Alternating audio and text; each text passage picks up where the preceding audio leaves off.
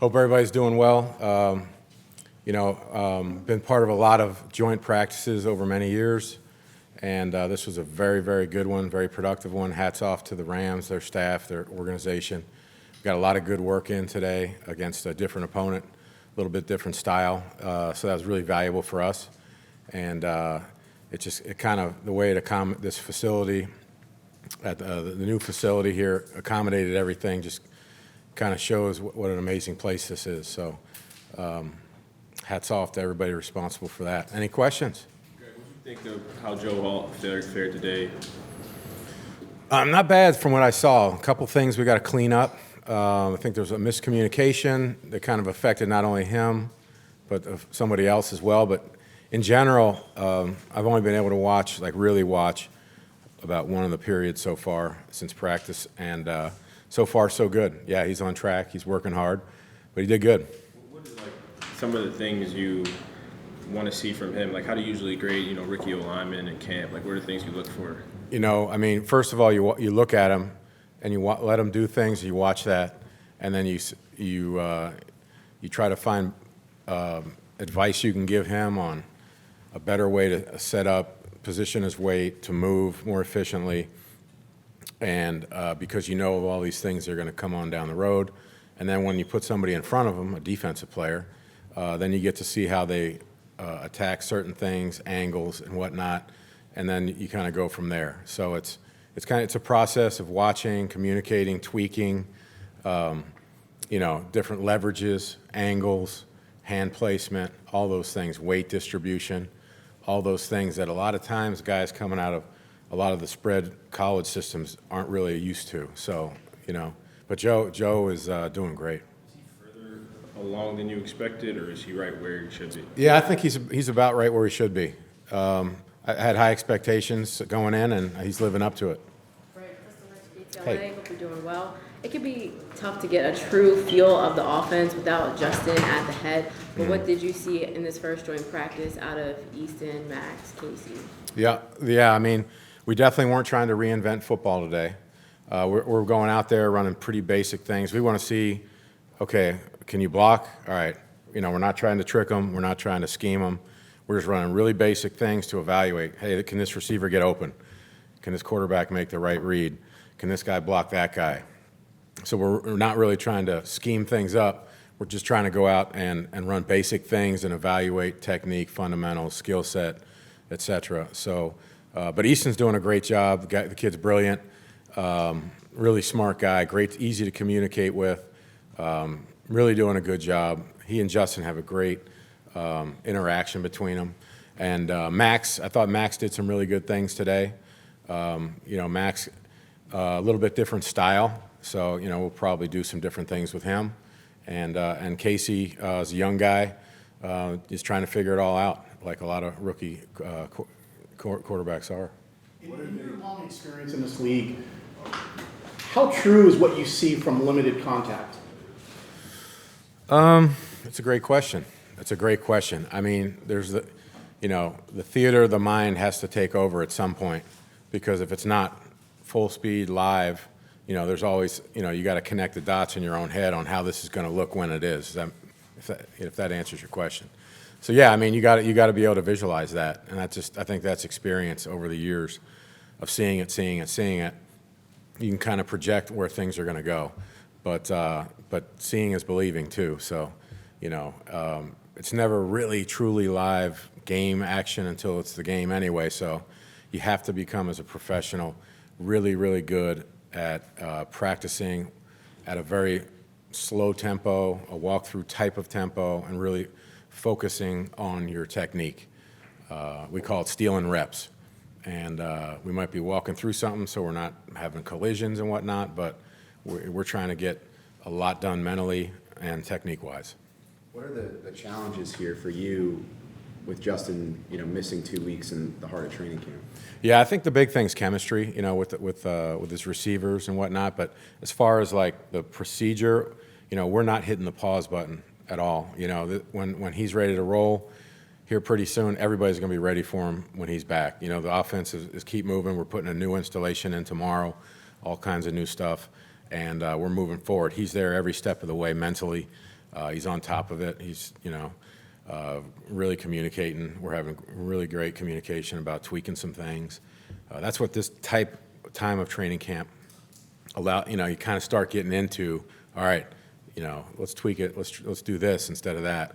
You start tweaking things. And then next week, I'd say, is when we really kind of hone down and decide what we're going to do and really focus our time on. So right now we're going through our installation process, getting reps, evaluating who can do what. And Justin he's brilliant. So he's there every step of the way mentally, You mentioned the chemistry, obviously, 2 new receivers, 2 new tight ends, 2 new running backs. What can you do over these 2 weeks or more to make sure that chemistry is at where it needs to be for week 1, or is there sort of nothing to do? You rely on what happened in the spring and hope. Oh yeah. I mean, you just work through it. You just work through it. Try to come up with the best plan you can, and I think the rest of the offense has to be on point, and then Justin's got to figure out some of the chemistry things while we get caught up. But no, I don't see it as a problem. I really don't. These guys are instinctive guys, and it's going to be great to get them all together, obviously. That's always good, but that's life in the NFL, Is it because of Justin's cerebral nature that he's proven to you since you've been working with him in the spring that you can trust him without being on the field to tweak the offense and have that kind of input? Oh, for sure. Is that how No. you develop that trust with him? No question. Yeah, he's like A+ off the charts, brilliant, smart. So, he can just we can sit in the film room and we can tweak it there, tweak it on paper, 2-dimensionally, on the field, when it's happening in real life. But yeah, he's brilliant, and he's one in a billion. And like worst case scenario or backup plan or whatever, do you tweak a little bit to what Easton can do? And like I think you mentioned, doing a little something different with Max, or just in case they had to play. Oh yeah, I think that those are game decisions more so than practice decisions, because the offense everybody on the offense has to work through the entire offense, and you can't just say, well, Justin's not here, so we're just going to do this, and then everybody else's growth gets stunted, the whole operation grinds. So we're pushing it hard and fast. In the joint workouts, how much of an advantage is it that Easton and Max get to work with the 1s and 2s, the true 1s and 2s, compared to the preseason when most of the starters don't play? Yeah, it's big time. That's really big. I mean, right now Easton's the starting quarterback today, and he's working with the first unit, and you got the first string O-line out there. That's a good place to be. So yeah, it is different than the second half of preseason games, for sure. Also, he's facing the Rams 1s and Max is facing the Rams 2s. Yeah, I mean the competition as well, for sure. Now when we practice, we will practice 1s against 2s sometimes. So but in these practices, to your point, definitely going against their starters, outstanding work. When you guys signed J.K., obviously there's a hope of what he could be coming off the injuries. Mm-hmm. How encouraging is the way he's moving out there, with pads on? Yeah, I think he's doing good. He's right on schedule, and feeling really good about J.K. Love J.K. Love his spirit. He's a great football player, and he's on track. He's been really diligent with his rehab throughout the whole course of the year. So, hey, I'm excited to see him tote the rock this year and catch some balls out of the backfield too. Don't fall asleep on him there. What can he? Oh, go ahead. You mentioned that Max does things a little bit differently than Easton. Can you explain what some of those stylistic differences are? Yeah, I mean, I think we'll do different things. Might throw some different routes with him. Maybe involve using his legs a little bit more in the game plan itself, as opposed to just scrambling. But we're getting a feel for them, and they're just a little bit different that way. What can JK be if he can get an extended period of good health? He can be one heck of a running back. I mean, we've all seen it, and we just got to get him back to that spot. But I think he's on his way. Yeah, I mean, I think J.K. Can be as good as anybody when he's healthy. Coach, you mentioned that Easton's going to be the guy over the next 2 weeks as Justin works to recover, as he is the guy working with that number one offense, what do you want to see him improve as he gets the opportunity both in practice and in these preseason games? Easton, I mean, just I think the big thing is I think Easton's got a great grasp of the offense. We just got to keep working on consistency, down in, down out, and whatnot. And as we get familiar with the offense, more familiar with it as we're installing it, I think that'll come into focus. But he's doing a great job. But we're always pushing the bar, always pushing the envelope, and he's doing a great job. And I don't know the time frame, but we're glad that he's in that spot.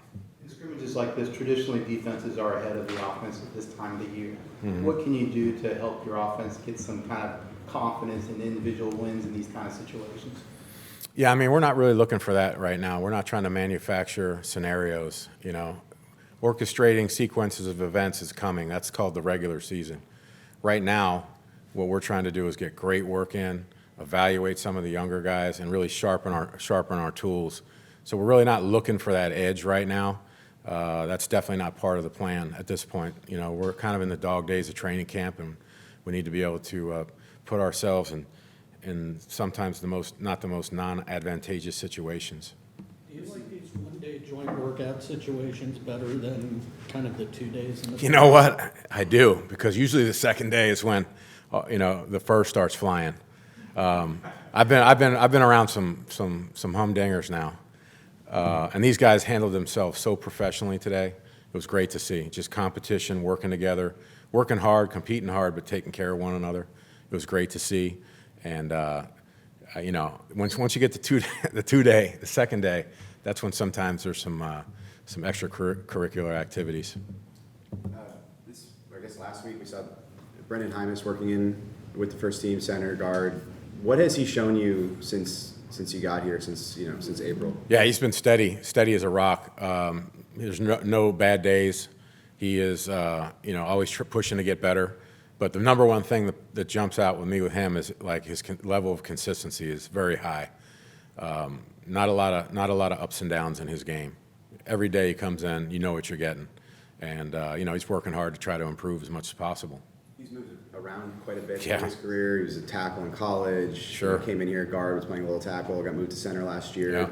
Do you feel like he's kind of that center guard flex type player as a depth piece? Do you like him better at center? Like, where does he sort of fit? Yeah, I mean, he's going to have to be able to do both. You just never know. You have to have that position flexibility. If you don't, been there, that's not fun. That's when you run into problems. So we're really moving guys around as much as we can, because you never know how the cookie's going to crumble, so to speak. But he's doing a great job. He's got to be able to play either. He's doing more time at center, but he's got to get some guard and tackle in as well. Greg, I know you talked about this a little bit, but with you guys are starters on offense just about almost everywhere it seems like is there any worry from you, or you just don't think about it, the time Justin's going to miss being on the field with those guys?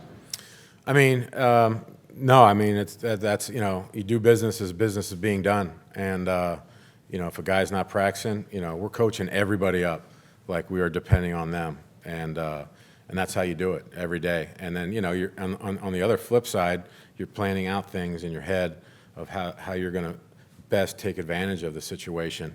And I say that in a positive nature, in a sense that here's the situation, here's what we're going to do to make sure that this is the best solutions we can come up with to create the best outcome. So you don't really think about it, you acknowledge it, but hey, whoever's out there practicing, that's who we're coaching. And when we get inside here, we're coaching everybody, and can't worry about that. Coach, who's standing out with your wide receivers and tight ends? Well, Josh Palmer, DJ Chark, I think they're doing great. They didn't get a ton of opportunities in practice today. Today was a little bit more of a heavy, fullbacks and tight ends type of day. Kind of wanted to limit their reps. They're running a little bit today at the receiver position, so that was orchestrated. They're looking good. Brendan Rice, Ladd's looking really good.